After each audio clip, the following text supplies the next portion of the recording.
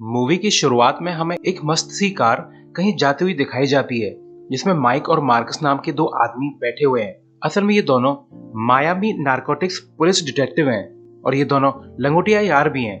इसके बाद हम देखते हैं कि एक कार इनकी कार के पास आकर रुकती है, जिसमें से एक लेडी माइक की कार के सामने आ जाती है, जिससे माइक का ध्यान इस लड़की पर चला जाता है। और तभी पीछे वाली कार से दो गुंडे आकर माइक और मार्कस पे गन पॉइंट कर देते हैं और गाड़ी से बाहर निकलने के लिए कहते हैं। मार्कस कहता है कि ये कार मेरी नहीं है और ना ही मैं इस आदमी को जानता हूँ। तुम चाहे तो इस कार को ले जा सकते हो और मेरी मानो तो इसको भी ले जाओ, इसे चक्की पिसवाना। और ऐसा सुनकर माइक की सनक जाती है, मगर जब इनकी बातों से गुंडों का ध्यान डाइवर्ट होता है, तभी मार्कस अपने पीछे वाले पहलवान को जोरदार किक मारता है और उसको उसके सारी पाप याद दिला देता है। और इसी वक्त माइक भी दूसरे गुंडे को निपटा चुका था। इसके बाद फिर हम देखते हैं एक हेलीकॉप्टर से कुछ लोग पुलिस डिपार्टमेंट की बिल्डिंग के ऊपर उतरकर एक गेट काटकर अंदर एंटर कर जाते हैं। फिर ये लोग बिल्डिंग की सिक्योरिटी कैमरा से छेड़छाड़ करके फुटेज बदल देते हैं और बड़ी आसानी से एक पाइप से होते हुए बिल्डिंग के अंदर आ जाते हैं और एक पुलिस वॉल्ट का ताला तोड़कर उस वॉल्ट में रखा हुआ सारा हेरोइन चोरी कर लेते हैं। इसके बाद हमें नेक्स्ट मॉर्निंग मार्कस का घर दिखाया जाता है, जहां नाश्ता करते वक्त मार्कस का बेटा बोलता है कि डैडी मेरे कान बहुत बड़े हैं, मेरे क्लासमेट मुझे चढ़ाते हैं। तो मार्कस बोलता है कि फिक्र नॉट बेटा, तुम तो फरिश्ते हो, एक एंजल की तरह। तो उसका बेटा बोलता है कि डैडी एंजल के विंग्स बड़े होते हैं, न कि कान। तो मार्कस बोलता है कि एक ही बात है, और अगर तुम्हें तब भी कोई बच्चा परेशान करे तो मुझे बताना, मैं सबको अरेस्ट कर लूंगा, मैं एक पुलिस वाला जो हूँ। फिर माइक भी यहाँ पे आ जाता है और वो अपनी लास्ट डेट के बारे में बताता है। तो मार्कस की वाइफ बोलती है कि अगर तुमने मेरे बच्चों के सामने अपनी अश्लील स्टोरी सुनाई तो मैं तुम्हारा सर फोड़ दूंगी। तभी इसके बाद मार्कस और माइक को जल्दी से पुलिस स्टेशन बुलाया जाता है, जहां उनका बॉस हॉवर्ड बताता है कि कल रात पुलिस वॉल्ट से लगभग 100 मिलियन की हेरोइन चोरी हुई है। और इसी वक्त एलिसन नाम की लेडी भी यहाँ पर आ जाती है। एलिसन दरअसल इंटरनल अफेयर के लिए काम करती है। एलिसन इन्हें धमकी देती है कि ये काम तो मुझे पुलिस के किसी अपने ही आदमी का लगता है, क्योंकि कोई यूं ही पुलिस स्टेशन में घुसकर चोरी आराम से नहीं कर पाएगा। हॉवर्ड कहता है कि कल रात किसी ने एक फेक पुलिस वाले को मारकर पुलिस को रिपोर्ट किया कि एक पुलिस वाला मारा गया है, जिस वजह से सारी पुलिस इंसिडेंट वाली जगह चली गई और गुंडों को चोरी करने का टाइम मिल गया। ये तो प्री प्लान्ड इंसिडेंट लगता है और उन लोगों को पुलिस डिपार्टमेंट के सभी हिडन रूट्स पता थे, यानी कोई पुलिस का ही आदमी जरूर शामिल है इसमें। हॉवर्ड कंटिन्यू करता है कि हमारे पास सिर्फ 72 घंटे हैं, उसके बाद इस केस में FBI और DEA शामिल हो जाएंगे और वो लोग हम लोगों को बलि का बकरा बना देंगे। मेरी और तुम लोगों की नौकरी तो गई समझो। इसके बाद माइक और मार्कस एक जिम जाते हैं। माइक अपनी एक्स गर्लफ्रेंड मैक्स लोगन से मिलता है और कहता है कि मुझे तुम्हारी थोड़ी सी हेल्प चाहिए। कल रात पुलिस वॉल्ट से काफी सारा हेरोइन चोरी हुआ है और तुम पता लगाओ कि हाल ही में कौन अमीर हुआ है, और वो लोग इतनी बड़ी चोरी करके पार्टी तो जरूर कर रहे होंगे, तो पता लगाओ कि पैसा कौन उड़ा रहा है। तुम्हारी ऐसे लोगों में पहुंच भी है, क्या पता लगा पाओगी? तो मैक्स कहती है कि हाँ जरूर, और वो ऐसा कहकर यहाँ से निकल जाती है। इसके बाद हम देखते हैं कि माइक और मार्कस एक घर जाकर चोरों की तरह अंदर झांक रहे थे। असल में ये घर मैनुअल एरोना का है और इसी आदमी ने पुलिस स्टेशन में वेंटिलेशन सिस्टम लगवाया था। मगर तभी अचानक से घर का दरवाजा अपने आप खुल जाता है, जिससे दोनों माइक और मार्कस डर जाते हैं और डरते डरते अंदर जाते हैं। मार्कस को एक अजीब सी स्मेल आ रही होती है और वो बोलता है कि माइकी, तुमने ठुसफुस की है क्या? इतना जहरीला, कल रात ऐसा क्या खा लिया तूने? मगर माइक बोलता है कि अबे ढक्कन, ये खून की स्मेल है। और अंदर जाके ये लोग देखते हैं कि मैनुअल मरा पड़ा है। तो डेड बॉडी देखकर मार्कस को उल्टी आने लगती है, जिस पर माइक कंफ्यूज होकर बोलता है कि अबे तू मां बनने वाला है क्या? इसके बाद हमें मैक्स दिखाई जाती है, जो कि अपनी इन्फॉर्मर के घर गई हुई है और मैक्स उसे उन आदमियों की तलाश करने के लिए कहती है जो हाल ही में अमीर हुए हैं या हाल फिलहाल में काफी पैसा उड़ा रहे हैं। तो वो लेडी बोलती है कि एक आदमी को मैं जानती हूँ जो कल रात से ही नई नई लड़कियां बुला रहा है अपने घर पर और काफी पैसा उड़ा रहा है। तो तुम एज अ एस्कॉर्ट वहां जा सकती हो और हो सके तो अपनी क्यूट सी फ्रेंड जूली को भी वहां पे ले जाना, तुम्हें वहां पर कोई ना कोई क्लू जरूर मिल जाएगा। इसके बाद मैक्स अपनी फ्रेंड जूली को एक घर ले जाती है जो कि एडी डोमिंगस का है और ये दोनों लेडीज यहाँ एज अ स्कॉट आई हुई हैं। मगर जूली को मैक्स यहाँ झूठ बोलकर लाई थी, तो जूली वॉशरूम के बहाने से निकल लेती है और इसी बीच एडी मैक्स को एक सिल्वर पैकेट में हेरोइन ऑफर करता है। असल में पुलिस वॉल्ट से ऐसे ही सिल्वर पैकेट गाए हुए थे, यानी एडी भी हेरोइन की चोरी में शामिल है। एडी के बाकी भी साथी यहाँ पे आ जाते हैं। इनमें से फॉसेट नाम का आदमी मैक्स को मार देता है, क्योंकि मैक्स ने यहाँ पर चोरी हुआ हेरोइन देख लिया था। और फॉसेट एडी से कहता है, तुमने हेरोइन का एक पैकेट प्राइवेट में क्यों छुपाया?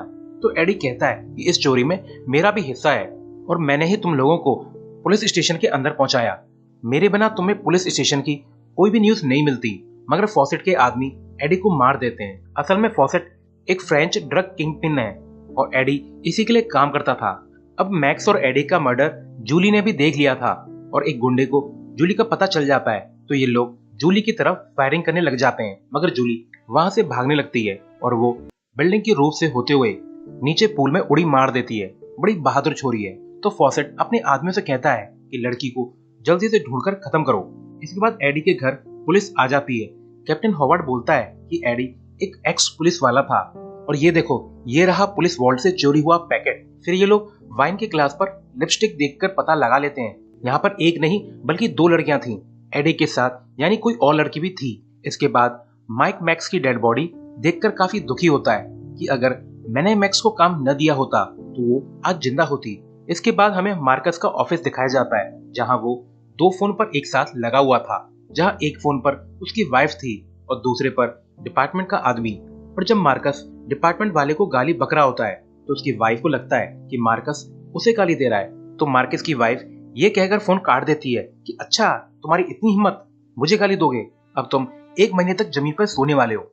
इसके बाद माइक के डेस्क फोन पर जूलिया का कॉल आता है और वो माइक से बात करने की डिमांड करती है। असल में जूली को मैक्स ने माइक के बारे में काफी कुछ बता रखा था, मगर जूली ने अभी तक माइक को नहीं देखा है।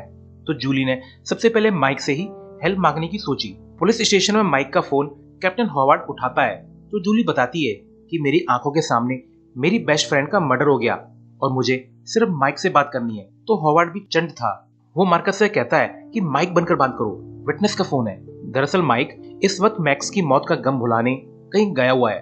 तो मार्कस माइक बनकर बात करता है। जूली बताती है कि मेरा नाम जूली है, मैं मैक्स लोगन की दोस्त हूँ, मुझे हेल्प चाहिए। और वो अपना एड्रेस मार्कस को बता देती है। इसके बाद मार्कस जूली के घर जाता है, मगर गेट के उस पार अपनी बहादुर छोरी बेसबॉल का बैट लेकर तैयार खड़ी थी, गलत जवाब पर सीधा ऊपर पहुंचाने के लिए। और मार्कस के अंदर आते ही जूली अपने बेसबॉल बैट को मार्कस की तरफ घुमाने लगती है। मार्कस डरते डरते प्रूव करता है कि वही माइक है। असल में बेस्ट बड़ी होने के कारण मार्कस माइक के सारे कारण जानता था, तो उसका झूठ नहीं पकड़ा जाता। और फिर मार्कस जूली से बैट छीन लेता है और हंस के बोलता है कि लड़की, तुम्हें तो प्रोटेक्शन की जरूरत ही नहीं है, तुम खुद ही गुंडों को निपटा दोगी। जूली कहती है कि मैंने मैक्स को अपनी आंखों के सामने मरता हुआ देखा है। तो मार्कस पूछता है कि तुम्हारे पास कोई और बैट तो नहीं है या कोई हॉकी वगैरह हो? तो जूलिया स्माइल करके कहती है कि नहीं है। तभी कोई आवाज सुनकर ये दोनों यहाँ से भागने के लिए रेडी हो जाते हैं, मगर तभी फॉसेट के गुंडे बड़ी सी गन से जूलिया के घर के गेट को उड़ाकर अंदर आ जाते हैं और इन पर फायरिंग करने लगते हैं। मार्कस पीछे के रास्ते से जूली को निकाल ले जाता है और अपनी कार में बैठाकर यहाँ से निकल जाता है। कार के अंदर जूली कहती है कि तुम इस बैलगाड़ी को जरा तेज चलाओ और मुझे पुलिस स्टेशन मत ले जाना, मुझे तुम अपने घर ले जाओ। फिर मार्कस को अपने घर पर वाइफ का सोचकर डर लगने लगता है और उसे मिर्गी के दौरे आने लगते हैं, क्योंकि उसे पता था कि अगर जूलिया के घर पहुंच गई तो उसकी वाइफ इन दोनों को गोली मार देगी। तो मार्कस जूली को माइक के अपार्टमेंट ले जाता है। तो यहाँ पर रिसेप्शन वाला बंदा कहता है कि डिटेक्टिव मार्कस, ये आइटम कौन है? क्या आप माइक के अपार्टमेंट जाएंगे या दोनों के लिए नाइट रूम बुक करा दूं? तो मार्कस उसका हाथ मरोड़कर कहता है कि अपना मुंह बंद रख, पिटवाएगा क्या? और फिर मार्कस और जूली माइक के अपार्टमेंट जाते हैं और काफी देर ढूंढने के बावजूद जब मार्कस को लाइट का स्विच नहीं मिलता है तो जूली को उस पर शक होने लगता है। तो मार्कस जूली को यहाँ पर छोड़कर चला जाता है। मार्कस जब अपने घर पहुंचता है तो उसकी वाइफ बोलती है कि किसके साथ थे, तुमसे परफ्यूम की स्मेल आ रही है। तो मार्कस बोलता है कि तुम्हारी नाक तो डॉगी से भी तेज है। मार्कस उसे समझाने की कोशिश करता है। नेक्स्ट मॉर्निंग माइक लौट आता है तो मार्कस उसे खूब सुनाता है और माइक के सामने अपना दुखड़ा रोने लगता है। इसके बाद हॉवर्ड इन दोनों पर काफी भड़कता है क्योंकि माइक बिना बताए गायब है और मार्कस जूली को माइक के घर अकेला छोड़ आया। और हॉवर्ड बोलता है कि इसी टाइम से मार्कस तुम जूली को प्रोटेक्ट करोगे माइक बनकर, और माइक तुम मार्कस बनकर रहोगे जब तक केस सॉल्व ना हो जाए। यानी अब मार्कस को माइक के घर पे रहना पड़ेगा। तो माइक कहता है कि चल यार, मैं तेरे घर रह लूंगा, मगर मार्कस घबरा के कहता है कि बिल्कुल नहीं, अगर ऐसा हुआ तो मेरी फैमिली में 2-4 बच्चे और हो जाएंगे जो कि मेरे नहीं होंगे। मगर फिर भी मार्कस अपनी वाइफ को कन्विंस कर लेता है कि मैं कुछ दिन के लिए बाहर जा रहा हूँ, तब तक माइक यहाँ पर रहेगा। इसके बाद हमें फॉसेट की एक लैब दिखाई जाती है जहाँ ड्रग्स बनाए जा रहे हैं। फॉसेट अपने केमिस्ट से कहता है कि काम जल्दी निपटाओ। इसके बाद माइक के घर पे जूली पूछती है कि ये फोटो वाला आदमी कौन है। तो मार्कस माइक की तरफ देख के कहता है कि ये तो मार्कस है, मेरा पार्टनर। तो जूली पूछती है कि क्या तुम गे हो कि तुम्हारे घर पर किसी लड़की के बजाय किसी आदमी के इतने सारे फोटो हैं। मगर मार्कस बहाना बनाकर जूली को कन्विंस कर लेता है। इसके बाद मार्कस जूली को कंप्यूटर पर कुछ ड्रग डीलर्स की फोटो दिखा के पूछता है कि इनमें से किसी को पहचानती हो क्या। और जूली नोआ नाम के आदमी को पहचान लेती है क्योंकि ये मैक्स की मर्डर सीन पर मौजूद था। वहीं मार्कस के घर पे माइक बच्चों को कहानी सुना रहा होता है, मगर बच्चों से ज्यादा तो इनका डॉगी ध्यान से कहानी सुन रहा होता है। फिर माइक और मार्कस पुलिस स्टेशन पहुंच जाते हैं। यहाँ पर माइक मार्कस की वाइफ से ऐसे बात कर रहा होता है जैसे वो खुद उसकी वाइफ हो। और ये सब सुनकर मार्कस की खिसक जाती है और वो बोलता है कि माइक वो मेरी बीवी है न कि तेरी। तो माइक हंसकर बोलता है कि मैंने तो कॉल लगाया ही नहीं, मैं तो बस मजाक कर रहा था। इसके बाद फिर हम देखते हैं कि जूली माइक की गन उठाकर नोआ की फोटो देखती है और मैक्स की मौत का बदला लेने के लिए यहाँ से निकल पड़ती है। इसके बाद माइक और मार्कस एक क्लब जाते हैं। यहाँ पर कैस्पर नाम का आदमी मार्कस को पहचान लेता है क्योंकि कैस्पर जब जूली को मारने गया था तब मार्कस भी वहां पर मौजूद था।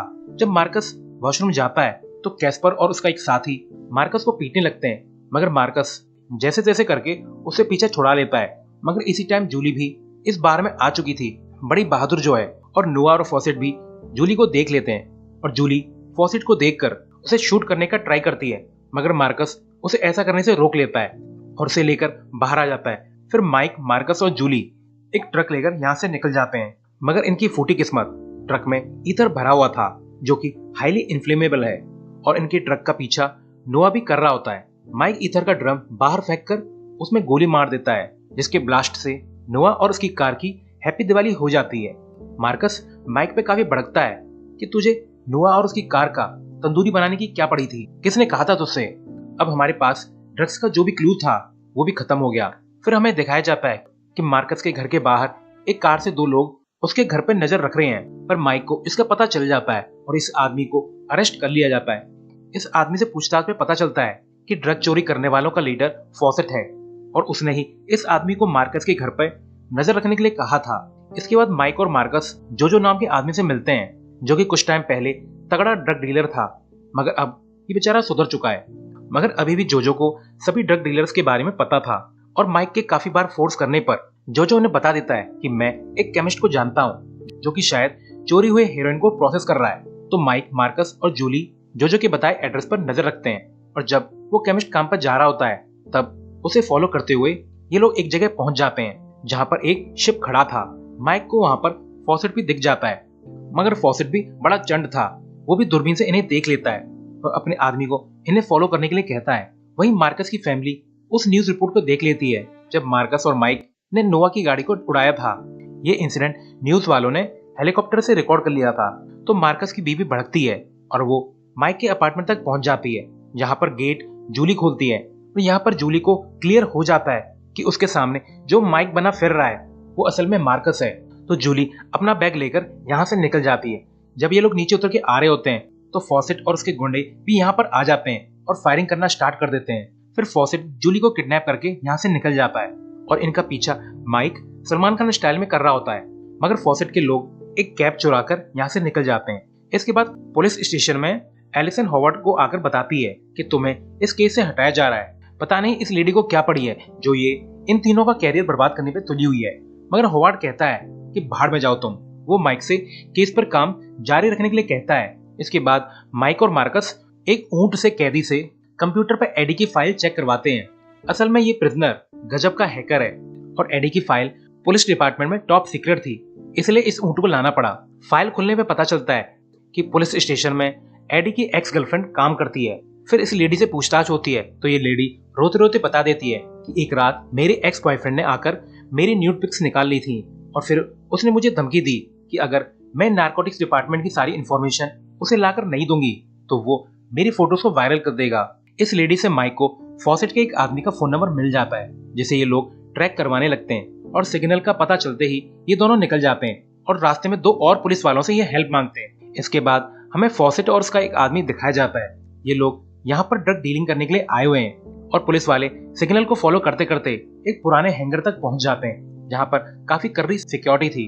तो ये लोग गार्बेज ट्रक लेकर हैंगर में घुसा देते हैं। फॉसेट को लगता है कि उसका कस्टमर पुलिस का इन्फॉर्मर है, तो फॉसेट उस आदमी को शूट कर देता है। इसके बाद यहाँ पर तगड़ी गन बैटल चालू हो जाती है और जब फॉसेट जूली को मारने वाला था तब मार्कस हीरो की तरह यहाँ पे पहुंच जाता है और जूली को उड़कर बचा लेता है, मगर उसके पैर में गोली लग जाती है।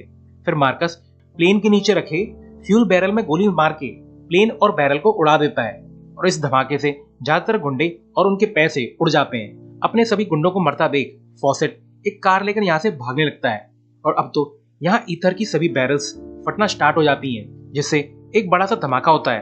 मगर इस सबसे पहले मार्कस माइक को कार में बिठाकर फॉसेट का पीछा करता है और फुल स्पीड में फॉसेट की कार को टक्कर मारकर निकल जाता है, जिससे फॉसेट की कार एक जगह ठुक जाती है। अब फॉसेट काफी इंजर्ड था, मगर फिर भी वो भागना शुरू कर देता है। तो माइक उसके पैर में गोली मार के उसे गिरा देता है और अब तक तो एज यूजुअल लीड बैकअप भी आ जाता है। मगर जब फॉसेट अपनी गन निकालकर इन पर फायर करना चाहता था तो माइक उसमें अपनी गन की पूरी मैगजीन उतार देता है और इसके साथ फॉसेट मारा जाता है और इन लोगों ने मैक्स का बदला भी ले लिया। इसके बाद मार्कस माइक और जूली को साथ में हथकड़ी लगाकर यहाँ से निकल जाता है, यह कहकर कि ऐश करो, और इसी सीन के साथ ये मूवी एंड हो जाती है। Thanks for watching.